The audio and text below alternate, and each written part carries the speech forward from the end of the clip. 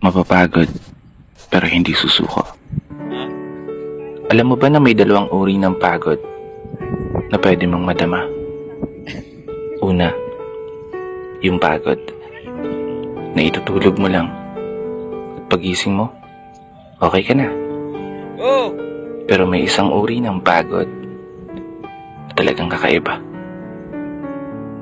Yun ay ang pagod na hindi nadadaan sa pahinga. Isang pagod na magpapahiwatig kung gaano kabigat ang mga problema mong daladala.